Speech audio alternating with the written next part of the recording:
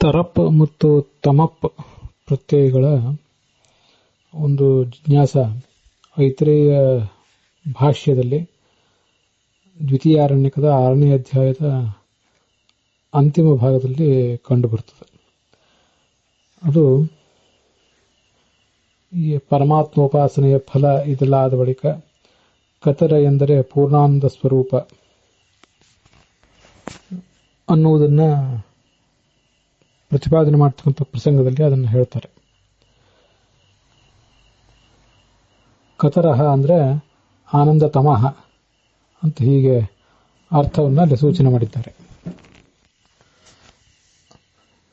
ಅದು 6ನೇ ಅಧ್ಯಾಯದ ಆರಂಭದಲ್ಲಿನ ಆ ವೇದ ಭಾಗದಲ್ಲಿ ಓಂ ಕೋಯಮಾತ್ಮೇತಿ ವಯಂ ಉಪಾಸ್ಮಹೆ ಕತರಸ್ಸ ಆತ್ಮ ಏನವಾ ಪಶ್ಯತಿ ಅನ್ನೋದನ್ನು ವಿವರಿಸುವಂಥ ಒಂದು ಭಾಗ ಅದು.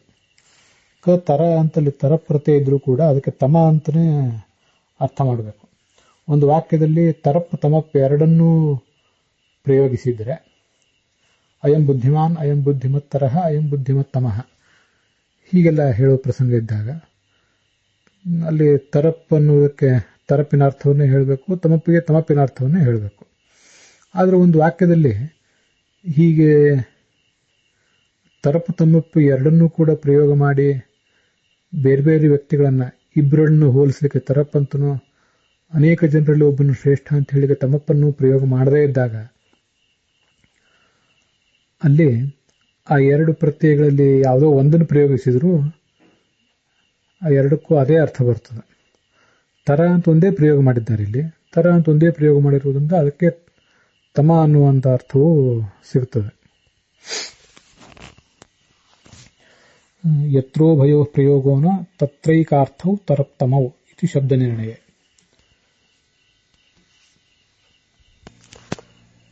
ಇದೇ ವಿಷಯವನ್ನು ಗೀತಾ ತಾತ್ಪರ್ಯದಲ್ಲಿ 7ನೇ ಅಧ್ಯಾಯ 7ನೇ ಶ್ಲೋಕ ಮತ್ತಃ ಪರತರಂ ನಾನ್ಯತ್ ಕಿಂಚಿದಸ್ತಿ ಧನಂಜಯ ಅನ್ನುವಲ್ಲಿ ಕೂಡ ವರ್ಣನೆ ಮಾಡ್ತಾರೆ. ಅಲ್ಲಿ ಅಹಮೇವ ಪರತರಃ ಮತ್ತಃ ಅನ್ಯತ್ ಪರತರಂ ನ ಕಿಂಚಿದಪಿ ಅಂತ ಭಾಷ್ಯ ಇದೆ. ಹಾಗೆ ತಾತ್ಪರ್ಯದಲ್ಲಿ ತತ್ರಂ ತತ್ವಾಚ್ಚ ಸರ್ವಸ್ಯ ವಿಷ್ಣು ಪರತರೋ ಮತಃ ಜಗತ್ತೆಲ್ಲವೂ ಅವನ ಅಧೀನವೇ ಆಗಿದೆ, ಮತ್ತೆ ಅವನು ಯಾರಿಗೂ ಅಧೀನವಲ್ಲ, ಆದ್ದರಿಂದ ಅವನು ಪರತರ ಅನಿಸ್ಕೊಂಡಿದ್ದಾನೆ. ಪರಳಾದ ಲಕ್ಷ್ಮೀದೇವಿ ಮತ್ತು ಪರತಮನಾದ ಪರಮಾತ್ಮ ಅವನು ಕೇವಲ ಪರತಮ ಅಲ್ಲ, ಪರತರನೂ ಆಗಿದ್ದಾನೆ.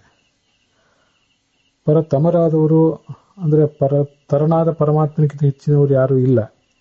ಆದ್ದರಿಂದ ಅವನು ಪರತರನೂ ಪರತಮನೂ ಹೌದು. ಅಭಾವಾದಂತರಾನ್ಯಸ್ಯ ತು ಇಹ ಏಕಾರ್ಥವು ತರಪ್ತಮೌ ಅಂತ ಇಲ್ಲಿ ತರಪ್ತಮಗಳಿಗೆ ಒಂದೇ ಅರ್ಥವೇ, ಅಂದರೆ ಸರ್ವಶ್ರೇಷ್ಠ ಅನ್ನುವ ಅರ್ಥವೇ ಇದೆ ಅಂತ ವರ್ಣನೆ ಮಾಡಿದ್ದಾರೆ. ಈ ಸೌಪ್ತಿಕ ಪರ್ವದ 3ನೇ ಅಧ್ಯಾಯದ 4ನೇ ಶ್ಲೋಕದಲ್ಲಿ ಸರ್ವೋಪಿ ಮನ್ಯತೆ ಲೋಕಃ ಆತ್ಮಾನಂ ಬುದ್ಧಿಮತ್ತರಂ ಅಂತ ಒಂದು ಮಾತಿದೆ. ಅಲ್ಲಿಯೂ ಕೂಡ ಹೀಗೆ ಅರ್ಥವನ್ನು ಹೇಳಬೇಕು. ಜಗತ್ತಿನಲ್ಲಿ ಪ್ರತಿಯೊಬ್ಬನೂ ಕೂಡ ತನ್ನನ್ನೇ ಅತ್ಯಂತ ಹೆಚ್ಚು ಬುದ್ಧಿವಂತ ಅಂತ ಅರ್ಥ ಮಾಡಿಕೊಳ್ತಾನೆ ಅಂತ. ಅಲ್ಲಿ ಬುದ್ಧಿಮತ್ತರ ಅಂದರೆ ಬುದ್ಧಿಮತ್ತಮ ಅಂತಲೇ ಅರ್ಥನೇ ವಿವಕ್ಷಿತ.